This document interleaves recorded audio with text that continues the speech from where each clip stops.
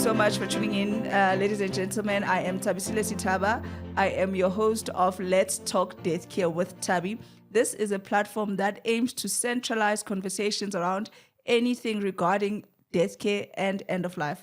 Today in studio, we have Yolanda Mnyengeza, who is an attorney, joining us to tell us more about estate planning and the importance of structuring your things properly in the event of your passing. Thanks, Tabi. My name is Yolanda Mnyengeza. I'm an attorney and a director of a law firm based in Johannesburg. So I mainly focus on death care planning. That's one of the things that we provide, or services we provide, which includes setting up trusts, estate planning, estate administration, etc., etc. So that's what we mainly do at our firm. All right, Yolanda, welcome. Thank you for gracing us with your presence today. The first question from me is, what is estate planning? All right. Thank you for having me, Tabi. And hi to the viewers over there. Listen, Tabi, estate planning, in essence, we could say it's that process where you're arranging your assets. Obviously, you're anticipating death here, right? So arranging your assets to make sure that when something happens to you, I mean, the transition from you not being there to your people inheriting everything that you have should be easy. You don't want a situation where there's probably things like debts that are going to be a problem. You don't want those things getting in the way of your people getting the inheritance that they should be getting. So which is why you take up an estate planning session, sit down, so that you can come up with a proper plan to make sure there's not going to be any hindrance from your family getting access to your inheritance. So in a nutshell, that's what an estate planning session is. So in essence, what would you classify as estates? What are the things that would make me want to have a sit down with you and say, these are my, is it a house? Is it a car? What sort of things do I need to put in place in order to start with my estate planning? I think the first thing, when you're about to make this decision, what should prompt you to want to do an estate planning session is if you have people that you're taking care of. Yes. Especially when you have kids. I hear a lot of people say that it's not necessary for me to draft things like wills, do estate planning sessions, because I probably don't have much. Listen, the mere fact that you have responsibilities should be what is prompting you to take that action, because you're responsible for those people. You know, you can just imagine if something happens to you tomorrow, what is going to be the case with them. So that should be the first thing that prompts you. And then whatever it is that you have will just feed into the structure of the plan that you're going to put in place. Otherwise, that should not be the determining factor when it comes to, you know, thinking and deciding whether you should do an estate planning session. First things first, you want to make sure when you're not there, the people that you were responsible for are going to be catered for and taken care of. Because, I mean, who's going to take that role that you were playing, right? Yeah. Exactly. Absolutely. And you mentioned things like debts. What I realize is that a lot of people want to put the conversations around death care and end-of-life planning right at the end of their life when they feel like they're about to go on retirement or on pension. And to me, it's almost as if you're saying how you live has a direct impact on your estate planning. And it can either be very chaotic, like leaving debts and leaving people with a lot of debts than inheritance itself. Exactly. It's not a good idea for you to delay estate planning. So as soon as, for example, I'll ask you a question. How many people do you know that are over the age of 18 or probably who have kids who have things like funeral policies? If you could think about your family, majority of them will have a funeral policy. Yeah. Why do they have a funeral policy? It's because they want to make sure when they pass away, that particular occasion is catered for, right? But what are you thinking about the lifetime of the people that you're leaving behind? Why are you leaving this death care plan until the end? It doesn't make sense, because death care planning not only involves you passing away, it involves, like you said, how you live, how you structure your things, and whether or not it's a good idea to use certain financial estate planning structures when you're still at a certain financial position, right? So it's never a good idea to do it at the end. Plus, we never know when we're going to die, right? It's not a good thing, obviously, but we do know that things can happen. So it's not a good thing for you to just wait and delay until you get to a point where you say, okay, I'm going to retire. Because it might be even expensive to look into an estate planning session at that point, because you've probably built so much in your own personal portfolio that it's going to cost you to put up a very watertight structure for your family. So it makes sense to do it very early on. Very true, because in my thinking and the principles that I live by, I won't steal this quote because somebody said it, right? That the most important day of your life is when you discover why you're here. But in addition to that, I think we also need to add how you want to be remembered. And that speaks to legacy. That speaks to how you live your life and the legacy you want to leave for your kids. So it's very profound what you're saying, that let's not think about death care at the end of it all. Let's start thinking about it as soon as possible, because like you're saying, even how we structure our estates, how we structure the way we accumulate assets is going to make sense then. Thank you for that so much. And then secondarily to that, I wanted to ask you, what are the most common mistakes that you see a lot of people making around estate planning? Listen, there's quite a few. I think the first one, before we even talk about the ones that are done in estate planning, the first one is that people don't even attend estate planning sessions. We've got a number of people. I think the last time I checked, more than 70% of South Africans don't really do estate planning sessions, right? And I don't know what's the reason behind this, but we've got a number of people that don't take up these sessions, which is very dangerous.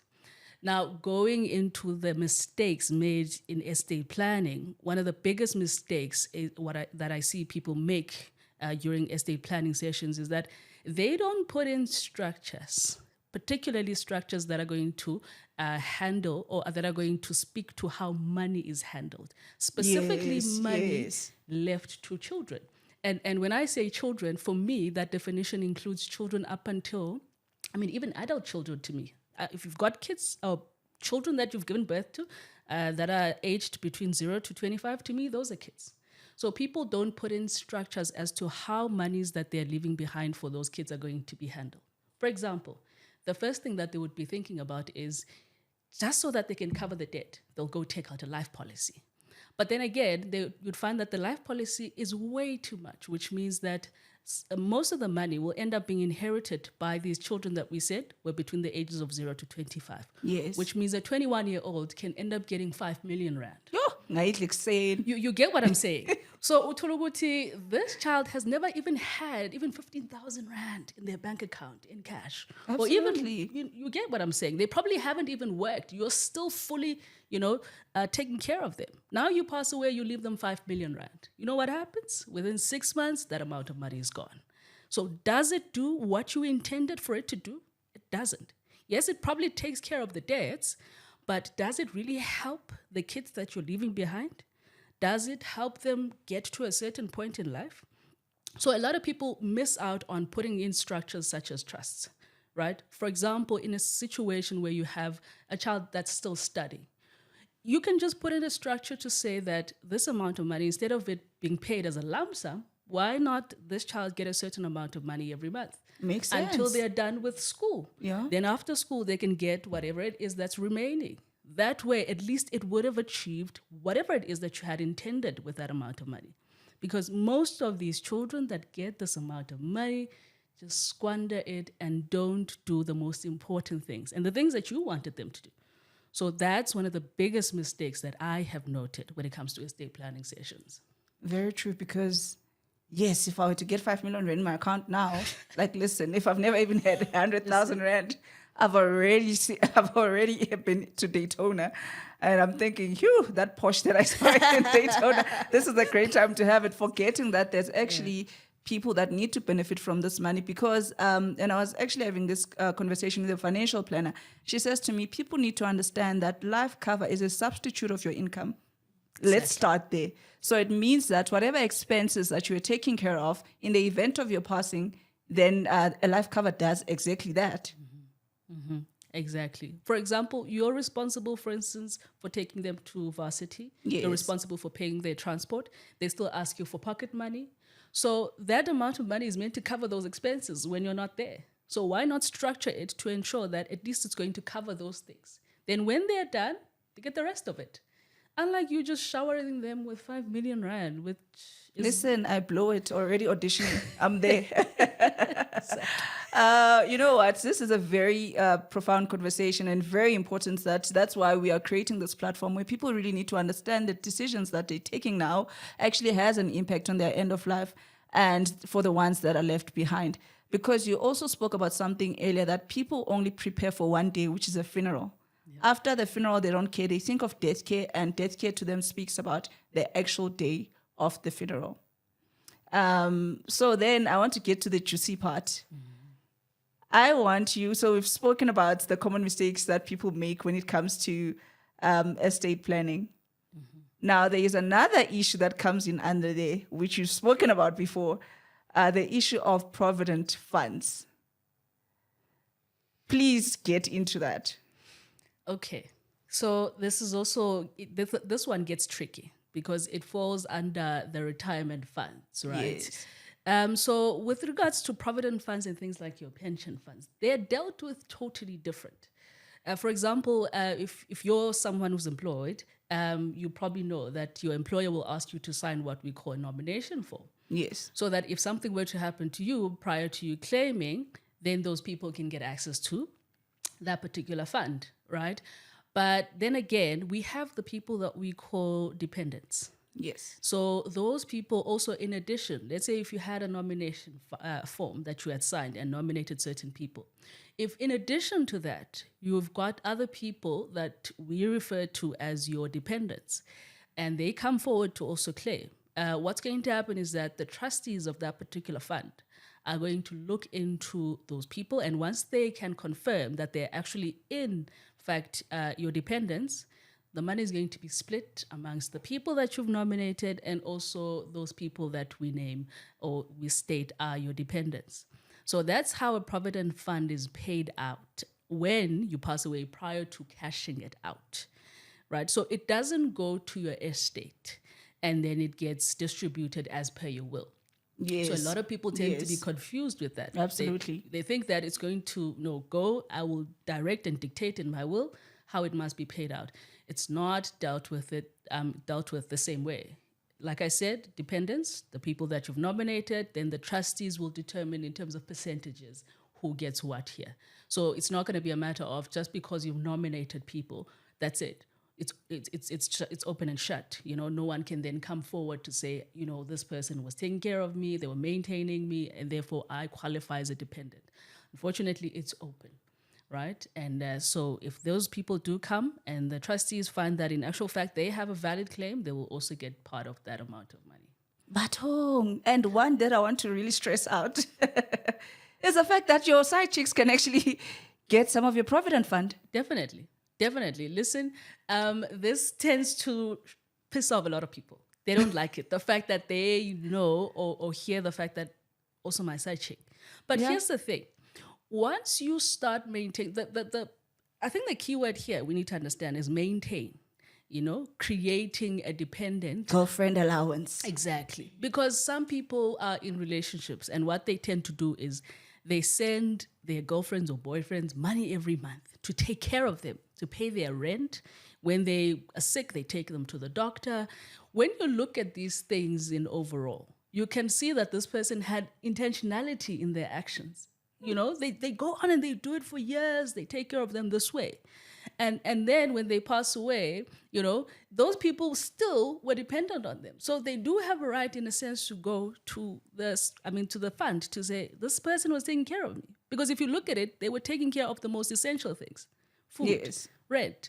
If they were sick, they were sending money every month. So those types of things are what create these dependence, which you never intended, probably never thought about it in this way, but you have, in a way, created this dependence. So people have to be mindful of how they do things, right? For example, also other people have these debit orders that go off and go to certain family members on a monthly basis. Yes, that's what I actually wanted to speak to, because that is what causes a lot of family squabbles. Because the sisters would come and say, look, I was being taken care of, so you're not going to come here and tell me I'm not in the will. The will is your business, and it's another story. Exactly. When it comes to retirement funds, unfortunately, they have some opening there where they can actually come on and say, listen, this person was maintaining me. And I've got proof of this. And if the trustees really can see the proof and it shows that they were really taking care of that person, they will have to be paid a share. And it's I think the most disheartening thing about this is people who are married who do this. Yeah. And who have extramarital relations, take care of other people, etc. So now when they pass away, you know, the wife and the kids go and claim, all of a sudden they see extra claims of other people here. Hey, and then the percentages have to be shifted around and everybody's just not okay. So it's those things that people just need to be mindful of, you know, because they have consequences. You heard it. To the men out there, be careful. Be careful of how you live your life. We did say that in the beginning of this session. How you live your life and how you conduct yourself has a direct influence on how you are leaving things behind. So do know, Uguti, if you are dishing out girlfriend allowances to 5 girlfriends, at the end of your life, they can come back and claim, and, you know, the money you intended for your kids to get, for your wife to get, may not be the amount that they actually get. Mm-hmm. Mm-hmm. Exactly. Same, Bisan. I will be. People must just realize these things. Yeah. Very, very true. And then the other thing that I wanted to speak to you about is, you know, a lot of people don't really understand the kind of marriages and how things should be structured. Now, in the event that someone passes on, right, and they are married in community of property, and they did not include their spouse in their will, does that now means that the wife is not supposed to get even a cent, or what should happen? Okay, this is a question I actually get a lot from a lot of married couples, especially where there's a husband who's probably working and then the other spouse is not working. Yes. Because the kind of understanding that people have about a marriage in community of property is that the person that has much more money probably has more power. Yes. But then that's not what the law states. That's not how the law sees that kind of marriage. A marriage in community of property is a partnership. So even if I come into this marriage without nothing and you had the millions, listen, I'm going to share half of those millions. If you've got debts that you're coming with, I share in those debts. So as soon as we enter into this marriage, we create a partnership, 50-50 partnership. So which means that if a person then passes or wants to draft a will, they will not be speaking to the other person's 50%. Remember, they are just a shared owner. So when they are speaking or drafting their wills and saying, okay, this is what I want in my will, this is how my things should be distributed, they are speaking to their own 50%. For example, I'll just give you an example of what happens when somebody passes away and they were married in community of property. So the first thing is that we look at everything jointly. Yes. 100%, because that's what you had as the joint estate, right? And then if it's 5 million, what we're going to do is we're going to halve the debts. We're going to halve the money or the share of the spouse that is surviving. And then the one that passed away, look at the will and look at what must happen to their own half. So the other spouse has already gotten their half. So that, or a spouse stating whatever it is that they're stating in a will, is not going to mess with your own 50% as the other spouse. You are entitled to it by law. So just because they probably had more money doesn't mean that they now can draft a will and exclude you from getting anything. You're still entitled to your 50. What they're essentially doing is that they're saying you shouldn't get nothing from their own 50. They want other people to get what they have, which is their 50%. Yes. So, yeah, that's how a marriage in community of property actually operates. You know, I imagine if we had this conversation years back, how many people's lives it would have saved. Because in most cases, the moment, and it's actually the husband, passes on, the in-laws are there looking for the car keys. The moment they get there, they are there already. They want to distribute the estate right then. Then if they were lawyers, they would be starting the process before even the send-off, takes place. And it's quite important that you really define and give us clarity on the fact that as that partner, you are entitled to that 50%. And to what you said, I think that some in-laws don't actually understand that when they take away these things, you as a surviving spouse still need to pay for it, because they can have a car, But if they're not paying for it, then you need to pay for it, because guess what? Under the eye of the law, you are the same person. Can you maybe also explain to us what are some of the expenses that the surviving spouse would have to take care of whilst, these squabbles and this conflict are still taking place? So listen, what you said is a mouthful. With regards to, remember we said when people are entering into this marriage, they're going to share everything. They share debts, they share even the assets. So which means that as soon as the person passes away, all the debts in their names will have to be paid for, right? So which means that as the other spouse who's in charge of this estate, you have to find the money to pay those debts. So if there's no money to pay those debts in their estate, they will want to sell something, which means that it's something that you share with the deceased, which was your spouse. So in essence, you wouldn't want to lose an asset. So it will mean that, or prompt you to now run around trying to get money in order to settle that particular debt. So those things, or the in-laws trying to interrupt or get into, or what would you call it, interfere in those affairs, actually causes problems for you. And if you allow them to take ownership of any of the assets, you're going to be the one who suffers. Absolutely. Because the credit providers know that you were married. So essentially, whatever it is that you have, they will want to come for it because it also formed part of this particular joint estate.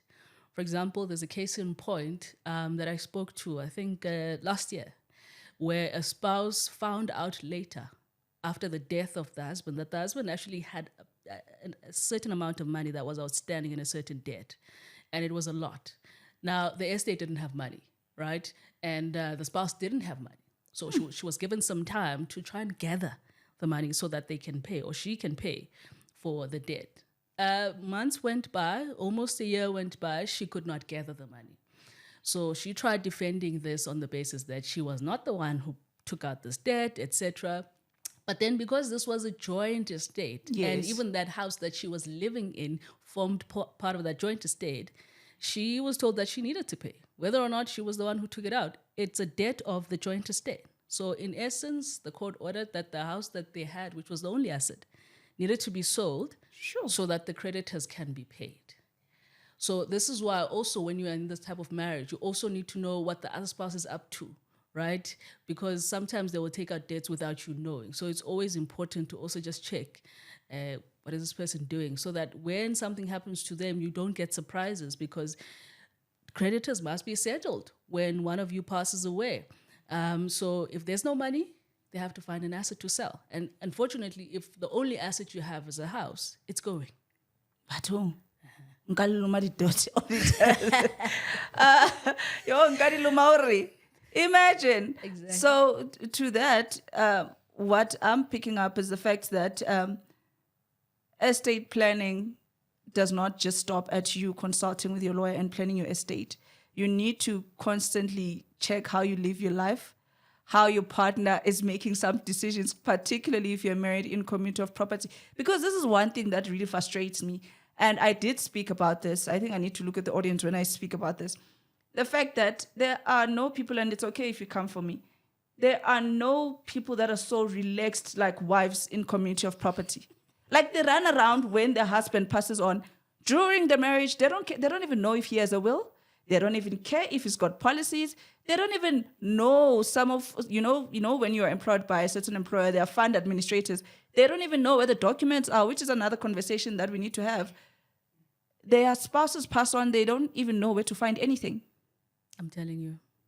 And I always say to them, as soon as something happens to your spouse, please wake up. I know you're grieving, but if you don't, you're about to lose everything. And majority of them, you'd find that they want assistance after the death of their spouse, and they don't even have one document. It's taken by the family. They've taken possession of cars. They've taken possession of it. So it's not right. In actual fact, it's very dangerous for wives or anyone in a marriage to be relaxed to that extent, because anything that happened there, whether it's debts or whatever, comes back to bite them because they were part of that marriage. So yeah, I think it's time we stop relaxing. Hey? Absolutely. And from your experience, I know I've spoken to some people and they say to me, this is actually not an easy conversation to have with your spouse because there's been a lot of Rosemary's, And the moment you speak about end of life, then your partner's like, ha, are you planning to kill me now? Why are we having this conversation? How would you then advise that they start engaging on these conversations with their partners? Find an environment that is, peaceful, that is enabling for them to start such conversations. I think having these discussions themselves, I think we need to. We're always thinking about the worst when it comes to this decision. I know that a lot of the things that have happened actually, prompted made it people even worse. You get what I'm saying? But we need to be comfortable to have these kinds of discussions, and we need to be comfortable enough to say, let's go sit down with someone who can help us here. Let's just have an understanding here. And as much as we can also have these conversations, it's very difficult in a marriage because sometimes people don't see eye to eye. So the other wants to do their own thing, then the other wants to do their own. So which means that there could be these problems irrespective. But if you are in a good marital relationship, it's actually a good idea for the both of you to go see someone together so that the assessment can be done on the both of you. Because it's a waste for you, Tabi, for instance, if you're married to your spouse, to be the only one to go there. Absolutely. Then the next thing, your spouse doesn't go, and they're the actual ones who are in a worse situation, which means that if they were to pass away, you're in trouble. You'll have to now find ways and means to cover, let's say, debts that they have, whatever the case is. So, it's a very volatile kind of conversation, but we need to be comfortable to have these kinds of conversations. And with regards to documents, etc., and all of those things, that's a conversation for another day. But in the meantime, we really need to get comfortable to have these kinds of discussions. Absolutely. And you know what, Yolanda, again, I'll say this to the audience. If you have access to this platform and you don't take the information that we're giving you seriously, feel free mtansekhaya ngizokufunela number ka-X, ngizokufunela number ka-Mama. I'll find you all these numbers because really uthenge namateko okugijima because you are ready to run around ngesizilo, which I find quite disturbing. Some people don't actually get the chance to grieve because now you ignored these things in the beginning. Yep. Now meluba you send Paul to gijime manje because I have no choice. You have to fix things, and not just for yourself but for your kids, because in most cases there are kids involved. Now there are kids that are about to lose a home because why? You did not take this conversation serious. Exactly. And I think as we're speaking about this, I think the most people that end up in these kinds of situations even more are people that are married in terms of custom. True. That they are so relaxed right now, even when you tell them that they need to go register these marriages. But then they are the ones who get these types of debacles a lot when the other spouse passes away, because now they have to fight not only the fact that the family is trying to take over everything, they still have to prove that they were married to this person because the family says, we don't know you. You get what I'm saying? They're like, you were just a girlfriend. All of a sudden, they were there, not to say they were not in the traditional marriage. And we've seen it. The grandmother's like, I don't know this child. You get what I'm saying? I don't even know you. So like you're saying, it doesn't make sense. People should not relax because when you have to take care of these things in death, they come at an expense. For example, if you were to come to me after the fact, you'll have to pay a lot of money. And I must pay, my friend. You have to pay. Yeah. Because we have to now be running around not only after the family, but we have to show that you actually were married to the deceased. Just imagine how much money you lose. And you have already lost someone who was a partner here. And now you have to lose money. You might end up even losing assets. And also, because you're vulnerable, you might meet people that are posing as lawyers and they're not even lawyers. Now they even stole your money. Let's not even go there. But, a lot of those things happen. So really, people that are married, especially those married in terms of custom, really important for them to get those marriages registered because the reason why these shows exist, it shows how much problems we have, especially within the Black communities. True. So we really need to do away with these things, really. True. Yolanda's being nice. My aunt normally says, and I did say my aunt, not me, Uti, lave custom. You know that big gold ring. They don't care. Those ones are comfortable. They don't want anything to do with documents. You know that so fast. My aunt, not me, guys. Not me. And lastly, this is a very burning conversation, especially in the townships. And this is one of the reasons why I started my page to educate people about end of life. Are you ready for this one? Family homes. Family homes. That's it. People came for me when I said, no. When you get married, uhlala nomuntu wakho ku-family home. If you find a curtain ingahlelanga kahle, or things are falling apart, or iraga, ngesixhosa iraga ne? Cupboards in English. If it's falling apart, thathi rege, fasa, don't fix anything. Because should you fix and one day want to say, I did fix, I'll tell you next. Listen, family homes, I always say they come with a lot of problems than they are worth, right? True. And you know what happens, Tabi? In most instances, you'd find that there's one specific person who lives at that family house. Then the others who are also shared owners, they have their own homes. They've got their own houses. And then this one is working so hard. They try to fix up this family home because they stay here. But then in their mind, it doesn't register the fact that they're actually not the sole owner here, right? Those people can wake up tomorrow and say, we want to sell. And majority of the people, when they start this thing of fixing these family homes, they often have this idea that, shouldn't it be mine? Because Absolutely. I'm the only Because one I who live doesn't here. have a house. And I live here and I've been renovating it. It doesn't work like that. The fact that you've been renovating it, you stay here the longest, doesn't necessarily mean it's going to be yours.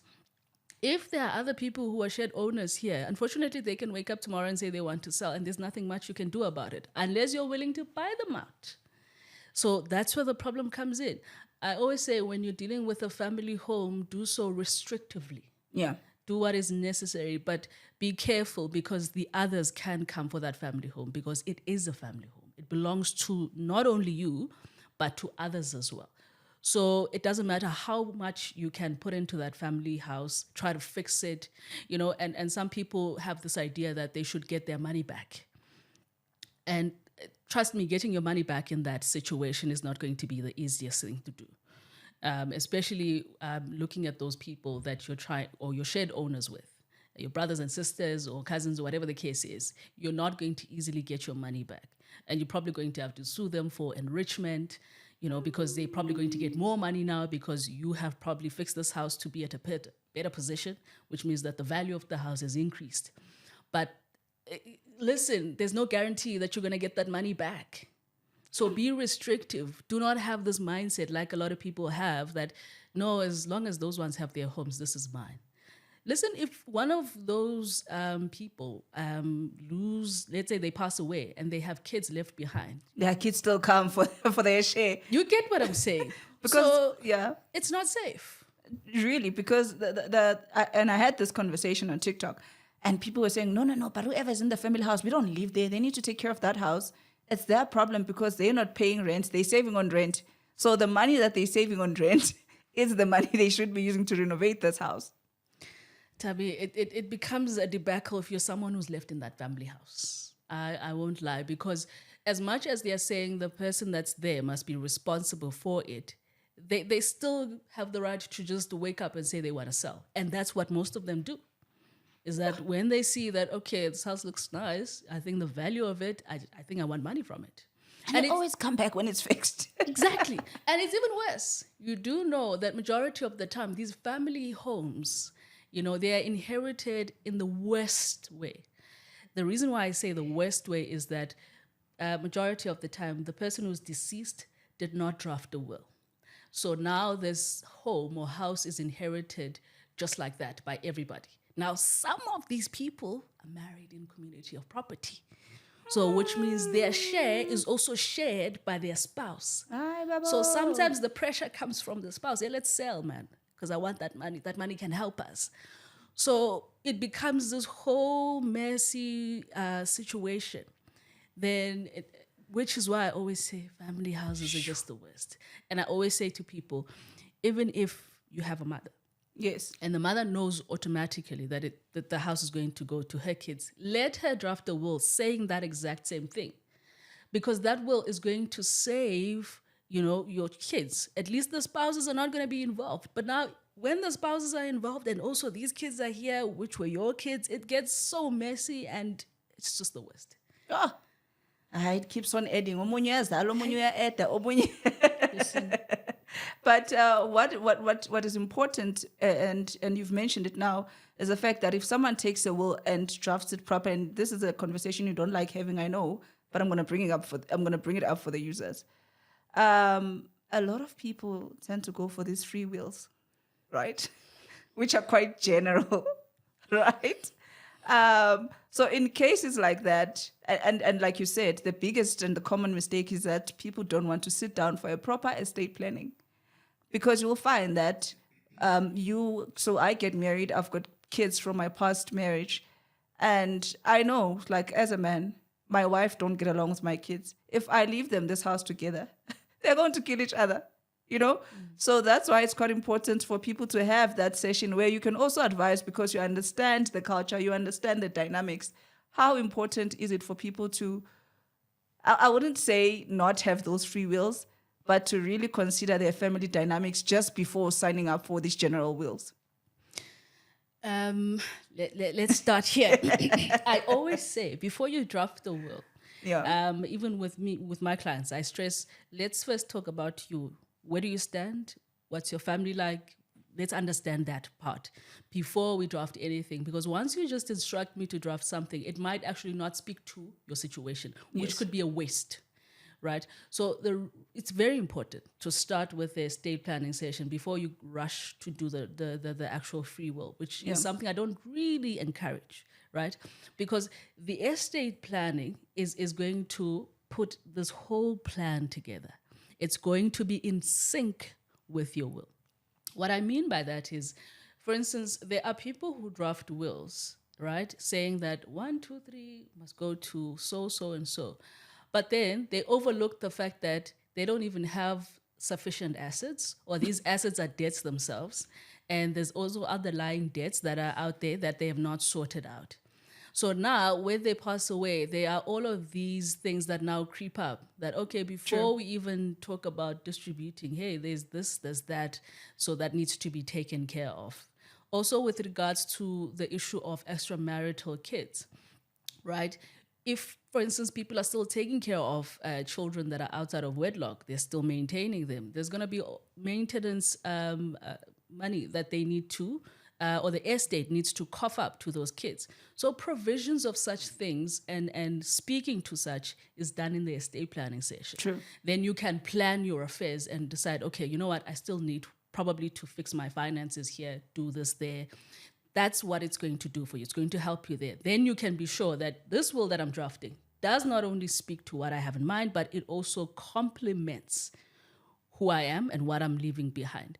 Because once you just go draft the will, listen, it might actually not even speak to your situation. It might not even be helpful. No, which is true. So, and again, one thing you have to understand about when someone offers a free will most of the time, is that a lot of people then take cognizance of who they're nominating there. They just go, they hear a free will is being drafted, but they don't take cognizance of what that actually means.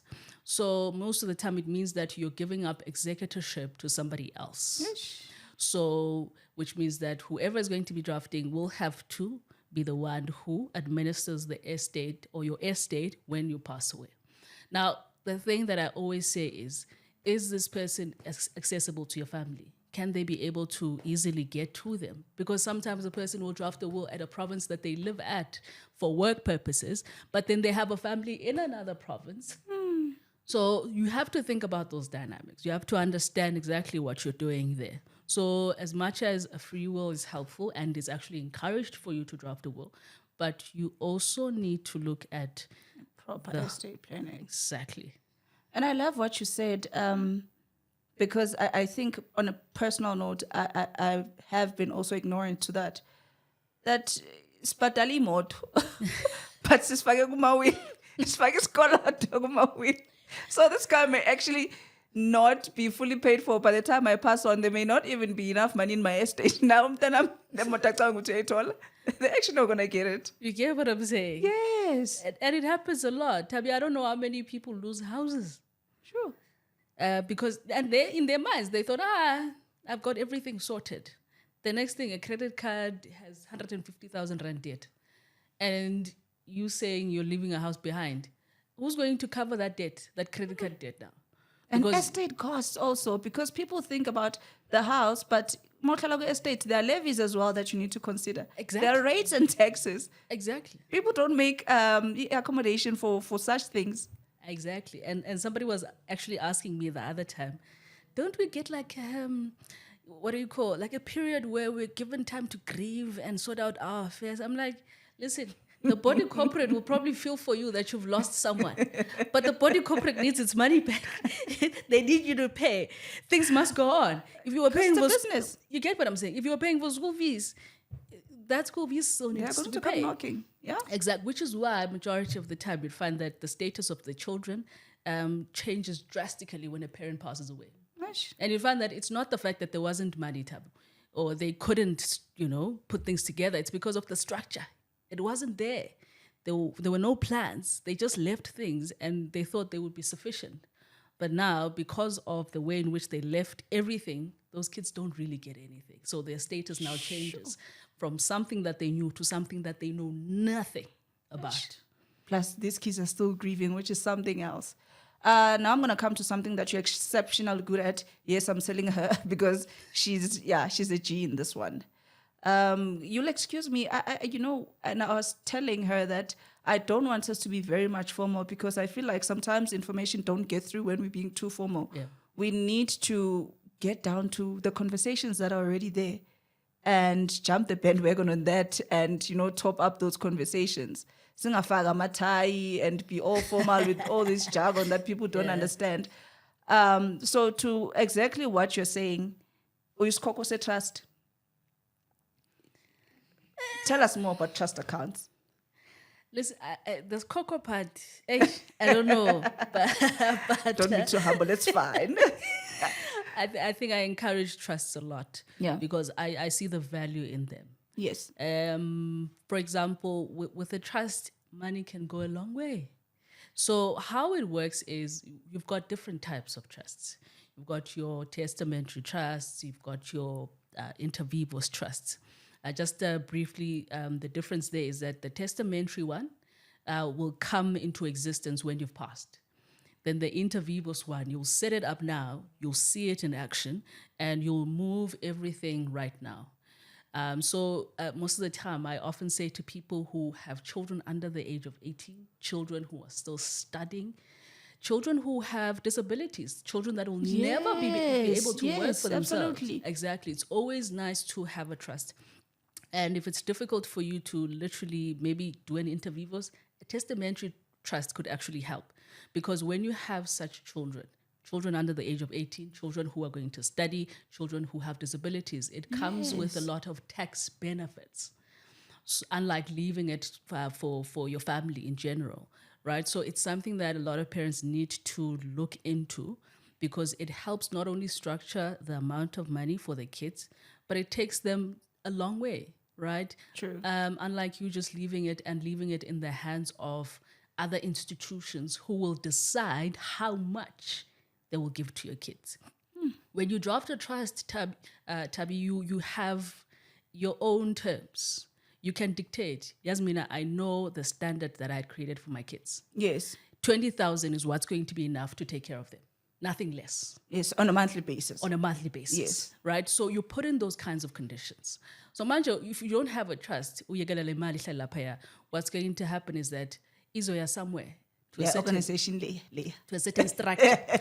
Now my figure lapaya, yes, the person that's looking after the child can get anything. And so there was a lady who said to me they were getting from a certain place 500 rand a month for her brother. Aibo. And Lapo, the mom had a certain standard for them. And she was like, everything changed from there. And we don't even know what happened after because at the age of 18, I don't know, everything just went sideways. They were getting 500 rand.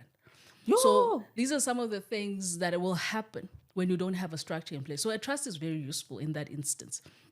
And I always say that it's always important that you also just educate yourself about it. True. So that you feel comfortable about it. You know, I know a lot of people are scared sometimes because of what they hear. You know, for a long time, people have been sold this thing that trusts and wills are for people that are rich. Who are you?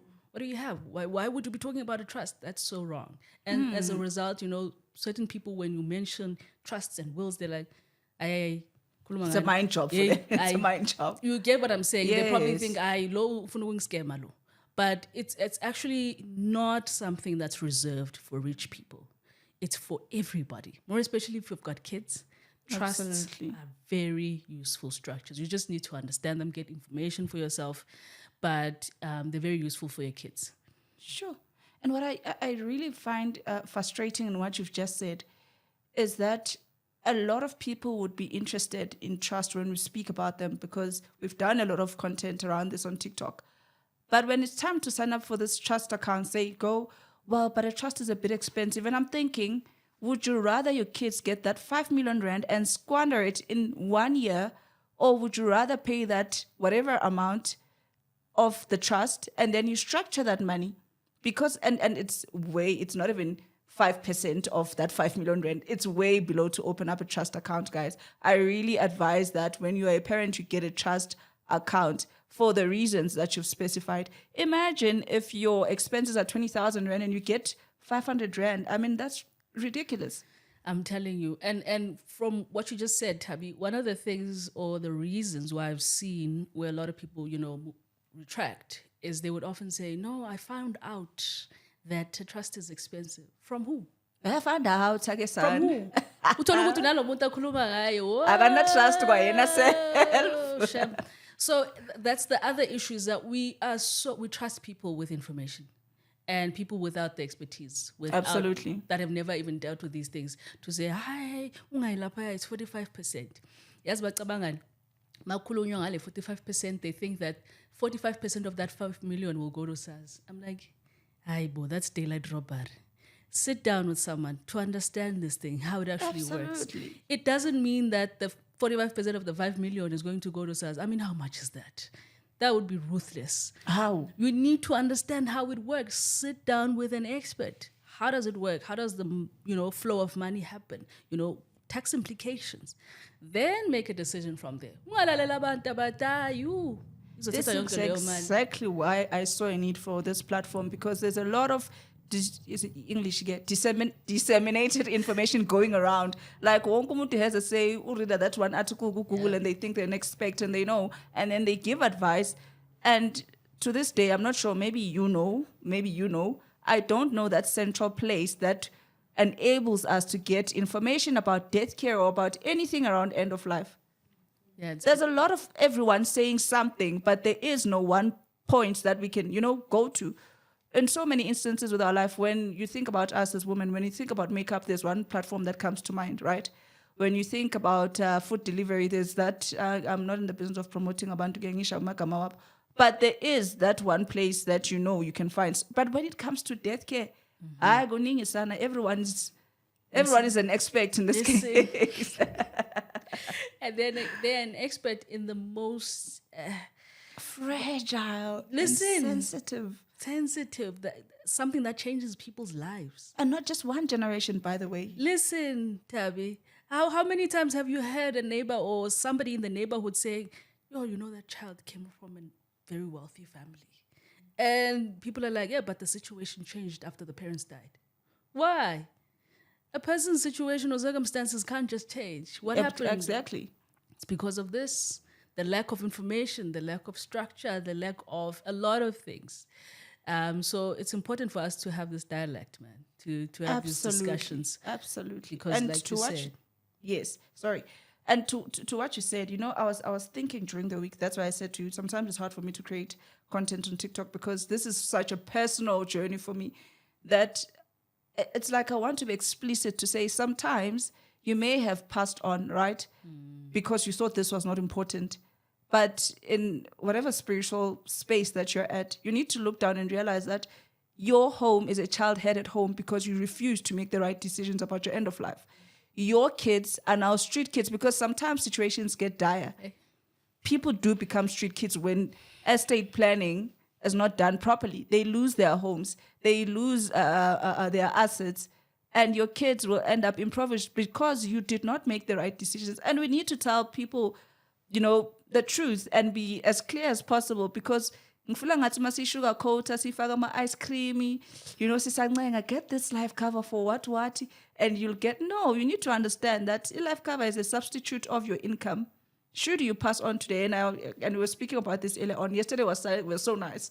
And by the way, bahle abo bundle of joy, with their uniform looking all cute. And then I sat and thought, how many of these parents actually have life covers? Yeah. If they were not to wake up tomorrow, what would happen to this bundle of joys? And I thought, no, man, we really need to hammer these conversations. Just because a conversation is hard, it doesn't mean you're not going to be able to have it. You need to have it, as uncomfortable as it is. And then lastly, I also want to speak to you. So this is a question I got.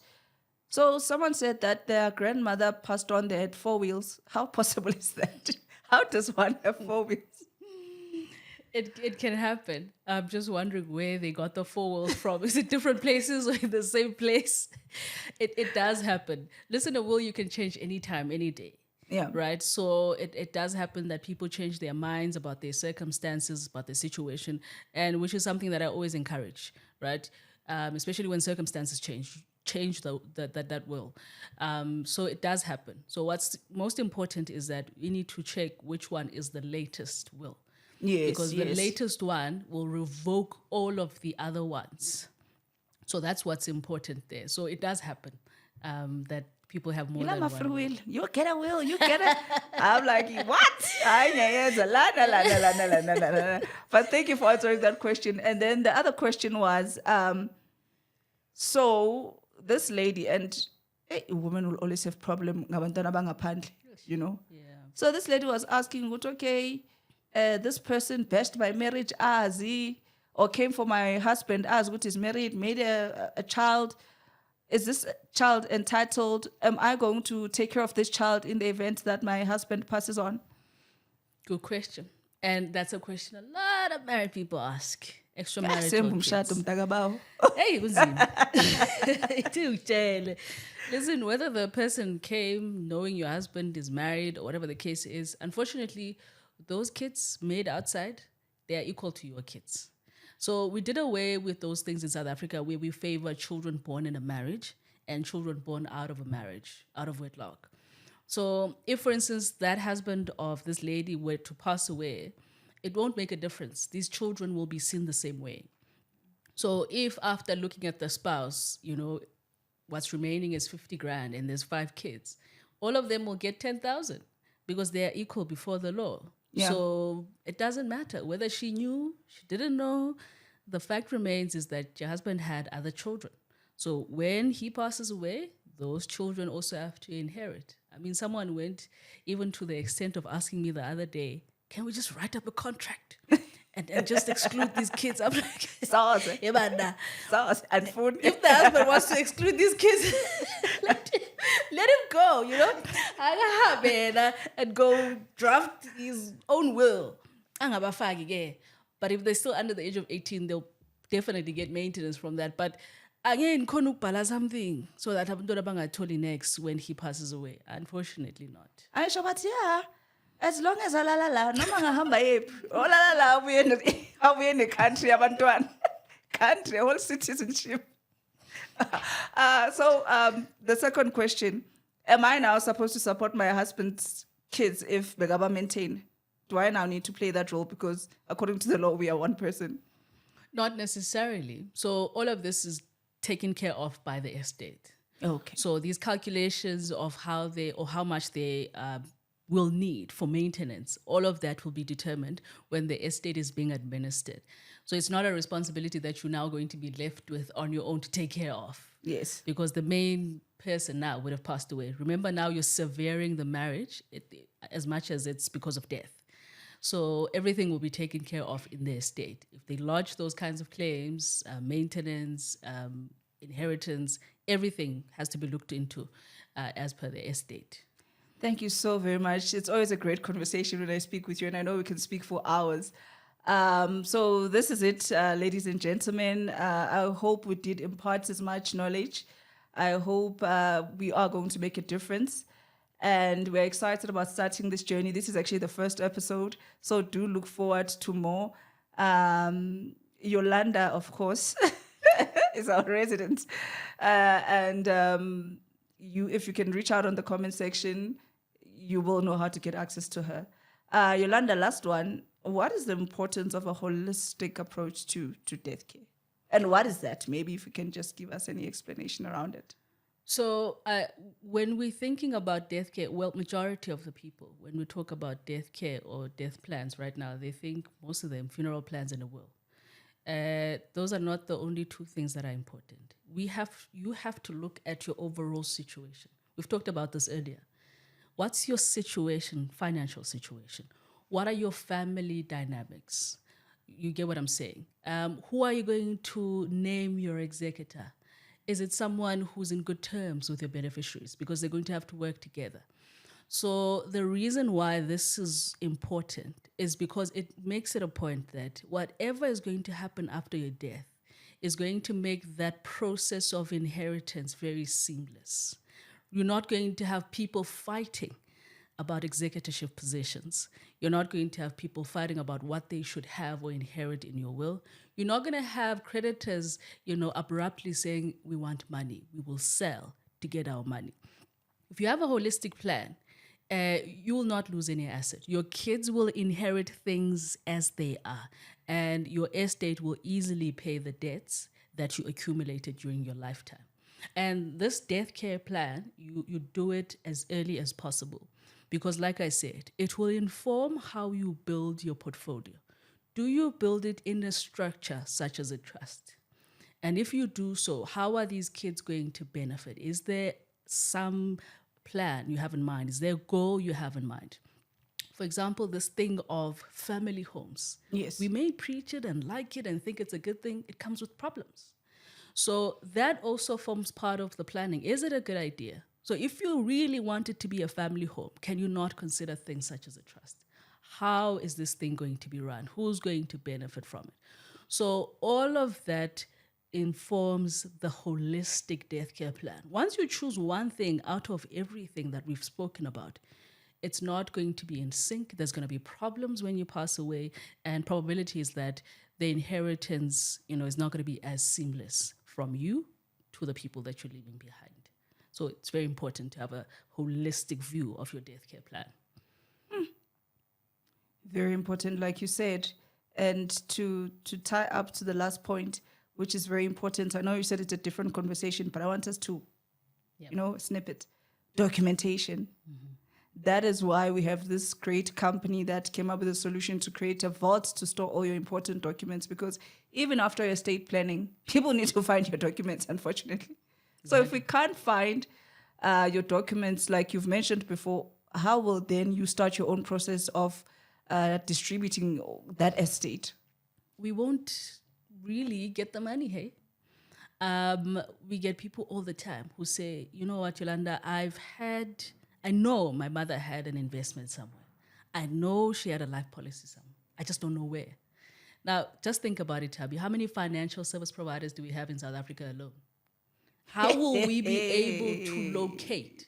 This is why places like your pension funds, even right now, the estimation of the assets that are held in financial institutions is at about 88 billion. Unclaimed. 10%. You get what I'm saying? And unclaimed. And part of the reason that it's unclaimed is because people don't have the necessary information. Yes. Here's the information.